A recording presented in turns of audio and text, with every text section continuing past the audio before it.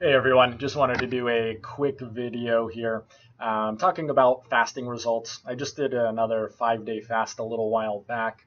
I'll link to it right here. Last time I did a fast, I put all lots of the reasons why I'm even pursuing some of that sort of thing. Some of you might think that's kind of crazy. So, what are the health benefits? Just more and more I've looked into it, the more health benefits there seem to be. So, just some of the quick benefits there. Once you start fasting, essentially your body has to get its energy from somewhere, right? So it's getting it from your actual cells, but what's kind of neat is it's not picking and choosing the cells randomly. It's actually starting off with the weaker cells there. And then when you're fasting, it's also triggering the growth of stem cells. So you're getting new fresh stem cells that are going and creating lots of valuable cells around you too. So not only are you losing the other stem cells, which lots of physicians are even thinking that this might lead to a lower chance of getting cancer or things like that later on. But again, you're just having the best of your best cells there.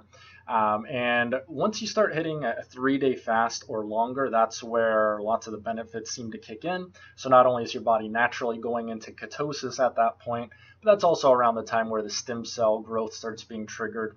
And some of the first cells that those stem cells replace is actually your immune system. Aside from the physical health of your body, I do think it comes with some mental benefits too. So I think mental resilience, like you might think before undertaking this that this is going to be something crazy difficult, and it's really not. So I think exposing yourself to, let's say, mild perturbations or mild displeasure or pain when nature and the environment around you inevitably brings those painful experiences to your life. Since you've already kind of built up that tolerance, it's going to be a lot easier to deal with. This is kind of something that ties into Stoic philosophy as well. But let's just jump into kind of how it felt and the results, because I did measure myself before, during, and after. But how it felt, since lots of you probably wonder there, like I really wasn't that hungry. So there's kind of like a mild underlying hunger, and it's on my mind more often. But it's not distracting. It's not painful. I've actually felt bigger hunger pangs when I expect that I'm going to have a meal and it's delayed, and that sort of thing there. But I mean, I really actually needed less sleep, and I felt alert upon waking up. Previously, when I had done it, I felt, a little bit hazy minded at certain parts, but no more than you would if you got a bad night of sleep or if you didn't have coffee. And I actually had water only fast, so I didn't have coffee during this time also. But this time I did the fast, I wasn't working and I was between quarters at school. So I wasn't necessarily as, using my mental energy quite as much there. But once I jump back into it, so again, this is something I'm trying to do at least a 5-day, or I'm trying to do a 5-day fast once per calendar year.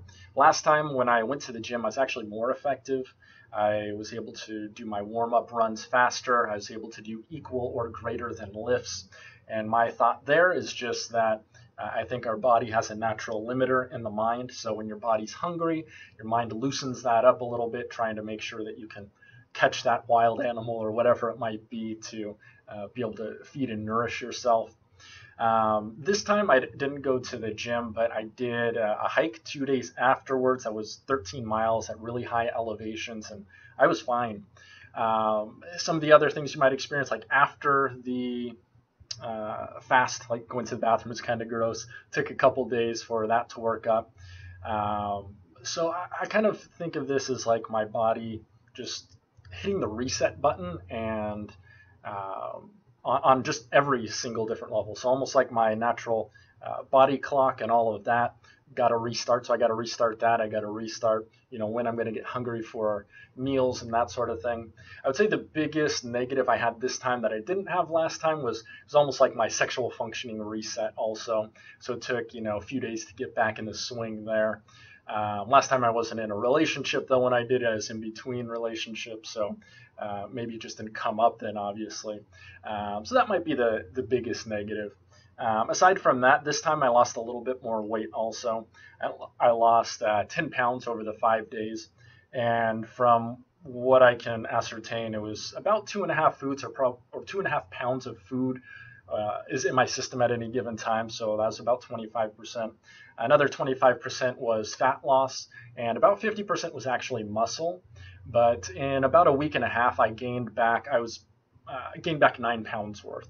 So in the grand scheme of things, I really didn't lose much in the long run, and all that as well. So my recommendation, if you're thinking of doing this, you need to set yourself up in a situation where you're not going to wait and see.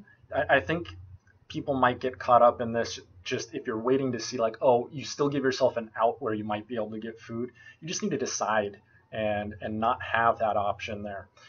This time was the closest I got to giving myself an out, because I felt like I was starting to come down with a sickness beforehand, before just deciding to say screw it.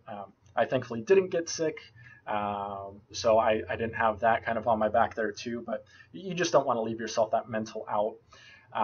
And this time too, like, since I've done it before and I know that I can do it, I was able to, control myself a lot more. I was able to be around people eating, or, having food or drinks or anything like that without any issues there. Even being teased by my girlfriend, putting chips kind of in my nose to smell it. There was nothing there. But again, I kind of didn't allow myself to have that as an option, and that sort of thing too. One thing also, once you start kicking back up after the fast, I would avoid anything with any amount of like citric acid or natural acid there. So last time I had just a tomato even, and the acid from the tomato was one of the first things I ate, and it was just a raw tomato. I took a bite out of it, and it kind of like mildly damaged my tongue and my throat and all those sorts of things too. And it made it actually a lot more painful to eat and drink and recover that way. So don't do that. I would say avoid that for a few days. You don't really need to plan your meals and how you start back. Otherwise, some people, say you should avoid things like steaks or all that in your first day. I don't think that really matters as much, but this time I did gradually for most of my meals, start off with softer things and bring it back up. But my experience, it didn't really matter too much this time compared to other times. But just think also, how do you want to kind of kickstart your body? Whatever nutrients you put into it first, or what's your body's going to absorb, and that sort of thing. But I think you'll be pretty proud of yourself afterwards. It's not as big a deal as people might think, and it has all the benefits there too. I would recommend it to anyone trying there. Assuming you're an adult, I don't think I would necessarily force that on a kid there. Don't want Child Protective Services coming after you or anything like that. But as an adult, I wouldn't take it as a weight loss thing or anything like that. The health benefits are beyond that. And again, I lost probably 50% muscle, so that's not the type of weight most people want to lose. You want to lose the bad fat and things like that. So just kind of keep that in mind. Let me know in the comments down below if you have any questions. But have a good one, everyone.